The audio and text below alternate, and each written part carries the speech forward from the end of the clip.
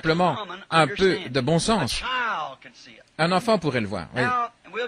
Et on y reviendra plus tard. Maintenant, nous comprenons ici que ces deux passages des Écritures, la raison pour laquelle j'ai lu 2 Pierre au chapitre 3 et que je l'ai comparé avec Apocalypse 21, c'est que les deux ici parlent du même sujet, seulement Jean ne l'a pas du tout écrit comme Pierre, voyez. Nous comprenons que cette glorieuse maison de l'épouse doit être ici sur la terre. Et maintenant, si vous lisez comme le chapitre 21 de l'Apocalypse, l'apôtre dit ici, où le prophète a dit que « Je vis un nouveau ciel et une nouvelle terre ». On dirait qu'il y a un anéantissement. Maintenant, la façon dont je trouve mes messages, c'est toujours par la prière. Je suis assis dans la prière et quelque chose se révèle à moi. Et j'attends quelques minutes pour voir si c'est correct. Alors, je le sens plus proche. Et des fois, je continue d'attendre jusqu'à ce que ça arrive dans une vision. Mais quand ça commence à venir et que je suis convaincu que ça vient de Dieu, alors je prends les Écritures. Voyez, ça devrait être la confirmation de toute chose spirituelle qui est faite, parce que la Bible est la complète révélation de Jésus-Christ. Elle est son corps. Et maintenant, en faisant cela, il se peut que je trouve un passage de l'Écriture qui n'a pas l'air tout à fait juste. Et je me pose des questions. Je me remets à prier. Et alors ça revient à nouveau. Alors, je commence à examiner mon passage de l'Écriture. Notre Bible est écrite en anglais et les mots de l'anglais changent tout le temps. Par exemple, comme Jean 14, il a dit, « Il y a plusieurs demeures dans la maison de mon Père. » Une demeure dans une maison. Eh bien, alors, à ce moment-là, ce qu'on fait, c'est qu'on reprend le nouveau. Alors, je commence à examiner mon passage de l'Écriture. Notre Bible est écrite en anglais et les mots de l'anglais changent tout le temps. Par exemple, comme Jean 14, il a dit, « Il y a plusieurs demeures dans la maison de mon Père. » Une demeure dans une maison. Eh bien, alors, à ce moment-là, ce qu'on fait, c'est qu'on reprend l'original. Pour voir ce que Jacques voulait dire, on reprend l'hébreu ou le grec, la première traduction. Et là, il est dit, dans le royaume de mon père, il y a beaucoup de palais. Et bien là, vous revenez à l'époque où les traducteurs ont traduit pour le roi Jacques, King James en anglais, le royaume est appelé là une maison. Et le roi était le père au-dessus de ses délégués. C'est la raison pour laquelle ils ont traduit, dans la maison de mon père, il y a beaucoup de demeures, vous voyez. Et alors, vous tombez sur ces mots et vous devez faire des recherches. Alors, vous voyez, cette inspiration, cette chair ce matin, je dirais, pas une seule fois, ça n'a été autre chose que l'Écriture. Voilà, la semence du serpent et toutes ces autres choses. Et si quelqu'un se contentait de dire, il y a plusieurs demeures dans la maison de mon Père, et si vous ne vous arrêtez pas pour étudier et pour prier, vous seriez tout confus, voyez. Mais continuez simplement de prier. Dieu arrange toujours cela si ça vient de Dieu. Maintenant, Jean explique le changement et comment cela vient. Ou plutôt, il ne l'explique pas, mais c'est Pierre qui le fait. Jean a simplement dit, je vis de nouveaux cieux et une nouvelle terre. Les premiers cieux et la première terre va disparaître, il n'y a plus de mer. Moi, Jean, je vis la ville sainte descendre du ciel d'auprès de Dieu, préparée comme une épouse qui s'est préparée pour son époux. Mais maintenant, nous revenons à 2 Pierre pour voir, Pierre explique comment tout ça, ce processus va se dérouler. Maintenant, si vous regardez ce que Jean a dit, il semble, car les premiers cieux et la première terre avaient disparu, anéantis. Vous voyez? Alors, ça a vraiment l'air bizarre. Et c'est ce qui m'a frappé.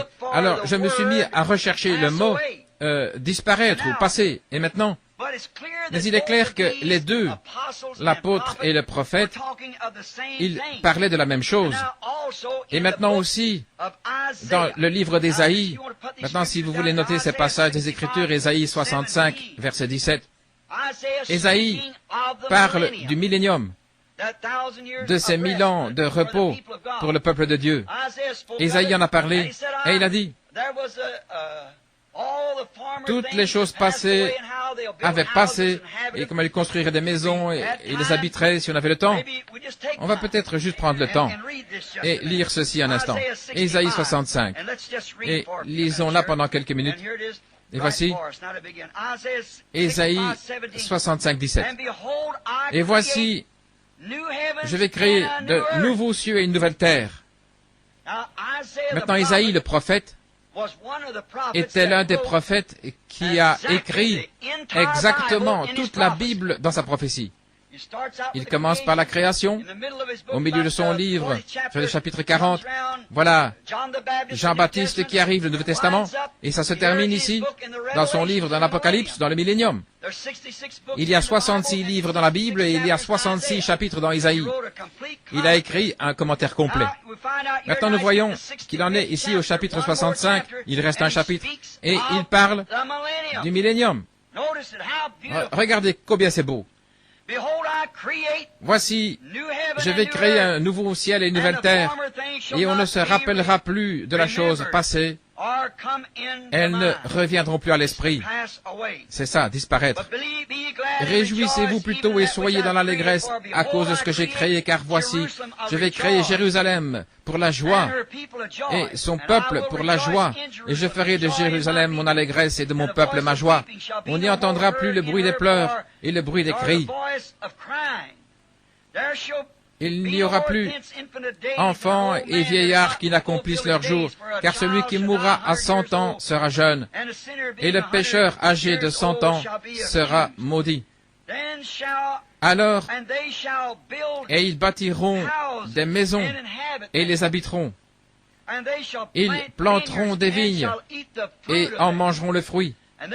Et ils ne bâtiront pas des maisons pour qu'un autre les habite, c'est-à-dire votre ferme, votre fils en devient héritier, ou l'un de vos héritiers. Ils ne planteront pas des vignes pour qu'un autre en mange.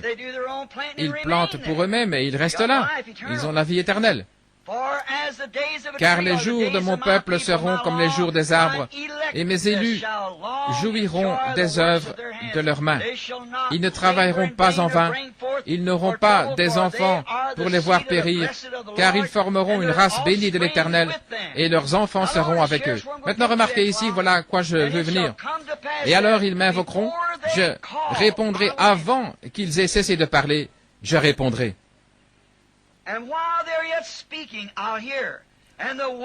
Et le loup et l'agneau paîtront ensemble. Et le lion, comme un bœuf, mangera de la paille. Le serpent aura la poussière pour nourriture. Et il ne se fera ni tort, ni dommage sur toute ma montagne sainte, dit l'Éternel. Quelle promesse de ces prophètes et de ces grands sages, ces enseignants de la Bible, il y a bien longtemps dans les jours anciens, qui ont vu venir ce jour glorieux. D'après ces passages, quelqu'un pourrait penser, ou plutôt être porté à croire, que toute la planète, cette terre, sera détruite. Je ferai un nouveau ciel et une nouvelle terre. Vous voyez que les cieux auront disparu, la terre disparu, complètement anéantie. Mais, en examinant plus près, et avec l'aide du Saint-Esprit, nous pouvons voir la vérité à ce sujet, et c'est ce que nous allons étudier.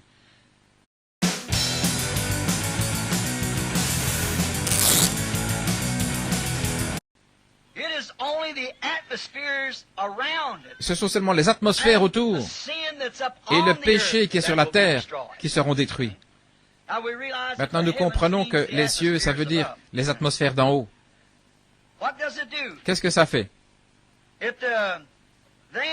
Alors, ces chardons et la maladie et la mort, la politique, les pécheurs et les pécheresses et les mauvais esprits, tout ça aura disparu, sera anéanti. Ça doit arriver ainsi, parce que nous allons vivre ici même. Nous allons le prouver par la Bible. C'est ici même que nous allons vivre. Maintenant, remarquez. Les chardons, les microbes, toutes les maladies, tout ça sera complètement éliminé. Tout ça, cette existence qui est sur la terre maintenant, ce système fait de main d'homme, la politique, le péché, toutes sortes de mauvais esprits par lesquels le monde est contaminé et tous les cieux au-dessus de nous sont contaminés par des mauvais esprits. Maintenant, on va voir ça en profondeur et en large. Tout ça existe dans les cieux, dans les atmosphères et la terre qui existe maintenant. Cette terre renferme ces choses-là. Mais ça n'a pas été fait dans ce but-là. C'est le péché qui l'a rendu comme ça. Elle a été faite par Dieu, le Créateur. Mais tout, et tous nos corps dans lesquels nous vivons maintenant, ont été mis sur la terre quand Dieu l'a créé. Parce que vous venez de la poussière de la terre. Tout avait été déposé ici quand Dieu lui-même l'a créé. Vous étiez dans sa pensée. Et en lui, le grand éternel, il y avait la pensée qui est son attribut. Et maintenant, c'est à cause du péché que tout ça est arrivé. Et Dieu, à travers cet âge, rassemble ces matériaux. Satan est encore ici, c'est pour ça que toutes ces choses arrivent. Il est encore ici. Et toutes ces forces du mal sont encore ici. Remarquez, c'est pour ça que maintenant, la terre est tellement souillée. C'est pour ça qu'il y a toute la saleté et les choses ridicules qui se produisent, le sang qui coule, la guerre, la politique, le péché, l'adultère, toutes sortes de souillures qui se produisent. C'est parce que Satan est celui qui gouverne cette terre et cette atmosphère. Vous dites l'atmosphère, oui monsieur, les cieux et la terre sont maintenant contaminés par des démons qui peuvent nous accuser devant Dieu. Jésus est là pour intercéder pour nous. Oui. Alors que les accusateurs n'arrêtent pas de montrer du doigt. Ils ont fait ceci, ils ont fait cela, ils ont fait ceci, mais le sang continue de couvrir. Il est venu racheter ces élus qu'il a connus d'avance. C'est pour ça que c'est tellement souillé aujourd'hui. Ici l'apôtre, dans 2 Pierre, chapitre 2, et au verset 5 et 6, oui, je l'ai, il parle des 3 étapes de la terre. Il en prend 3 étapes. Regardez comment il en parle. L'ancien monde a été tiré de l'eau. Maintenant, c'était le monde antédiluvien. Maintenant, celui qui existe, le monde actuel dans lequel nous vivons, il l'a appelé un monde. L'ancien monde qui a été tiré de l'eau, Genèse 1:1. Et le monde qui existe maintenant, présentement. Et puis, il parle aussi du monde à venir, le nouveau monde. 3 mondes, 3 étapes du monde. Et remarquez, comme Dieu nous montre clairement son plan de rédemption. Oh, ça m'a vraiment ému quand mon âme, quand j'ai vu ça, comment il nous montre clairement son plan de rédemption. Maintenant, comparons ce que nous voyons de nos propres yeux, ce que Dieu a fait pour racheter son monde. Il a fait le même plan pour racheter son peuple. Car le Dieu immuable ne change aucun de ses plans. C'est une chose tellement glorieuse. Comment il nous a conduits à lui-même, à un tabernacle en nous, par 3 étapes de la grâce, exactement comme il a conduit le monde dans 3 étapes pour venir dans le monde. Comme Dieu viendra dans le monde après que celui-ci aura passé par 3 différentes étapes de purification.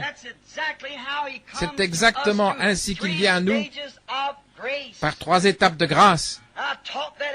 J'enseignais ça au début, je n'ai jamais changé depuis. C'est la parole de Dieu, vous devez garder vos 3 ensemble, vos 7, vos 12. Les nombres de la Bible doivent coller parfaitement, sinon votre tableau est tout mélangé. Si vous ne pouvez pas le comprendre, continuez à prier. Voyez, ça va s'ajuster exactement. Dieu est parfait en 3. Remarquez, l'ancien monde, l'antédiluvien, le monde qui existe actuellement et le monde à venir. La première étape à laquelle il nous amène, vous voyez, son plan de la rédemption est exactement le même en toutes choses. Il utilise la même méthode. Il ne change jamais. Il a dit dans Malachie 3, « Je suis Dieu et je ne change pas. » La façon dont il le fait, C'est pourquoi s'il a sauvé le premier homme par le sang versé d'un innocent, il devra sauver le suivant. Et ça devrait être pareil pour tous ceux qui suivront. S'il a guéri un homme au cours du voyage de sa vie, que ce soit au jour de Jésus, des apôtres, des prophètes, n'importe quand les mêmes conditions sont remplies, il doit le faire de nouveau. C'est vrai. Il ne change pas. L'homme change, le temps change, l'âge change, la dispensation change, mais Dieu reste le même. Il est parfait. Quelle espérance cela devrait donner aux malades. Si jamais il a guéri quelqu'un, il doit le faire à nouveau quand les mêmes conditions sont remplies. Si jamais il a sauvé un homme, il doit le faire sur la même base qu'il l'a fait la première fois. Si jamais il a rempli un homme du Saint-Esprit, il doit le faire sur la même base qu'il a fait la première fois. Si jamais il a ressuscité un homme de la tombe, il doit le faire la deuxième fois et toutes les autres fois sur le même principe. Il ne change pas. Oh, quelle espérance cela me donne. Qu'est-ce que c'est? Pas une théorie faite de main d'homme, quelque chose de groupe d'hommes rassemblés, mais sa parole immuable. Vous dites, est-ce que c'est la vérité? Il a dit que toute parole d'homme soit un mensonge et que la mienne soit vraie. Car les cieux et la terre passeront, mais ma parole ne faillira jamais. Toute écriture est donnée par inspiration et est donc bonne et utile pour enseigner. Et souvenez-vous que toute écriture s'accomplira. Chaque parcelle. Remarquez comme Dieu nous le montre clairement. Et si ce n'était pas une grande confirmation, une grande bénédiction tendre de Dieu, quand je vois ça, et que je vois que depuis la toute première fois que Christ a traité avec moi, quand j'étais jeune, j'ai toujours continué à enseigner ces 3 étapes de la grâce. Remarquez si ce n'est pas vrai maintenant. Le premier pas, c'est la repentance envers Dieu. Et ensuite, ce qui vient, c'est le baptême d'eau. Le baptême d'eau. Repentez-vous et soyez baptisés dans le nom de Jésus-Christ. Voyez, c'est le baptême d'eau qui suit pour montrer que la repentance était authentique. Ou remettre nos péchés passés. Maintenant, ça n'a rien à voir avec le péché futur. Ça ne fait que remettre. Repentez-vous et soyez baptisés dans le nom de Jésus-Christ. Pourquoi? Pour la rémission. Enlever le péché passé. Ça n'a rien à voir avec le futur. C'est seulement que votre péché a été retranché. Ce que vous avez fait, vous ne pouvez pas vous repentir pour ce qu'Adam a fait. Ce n'est pas vous qui l'avez fait, c'est Adam. Vous obtenez simplement le pardon de ce que vous avez fait. La vieille nature est encore là. Laissez-moi prendre ce tableau un instant.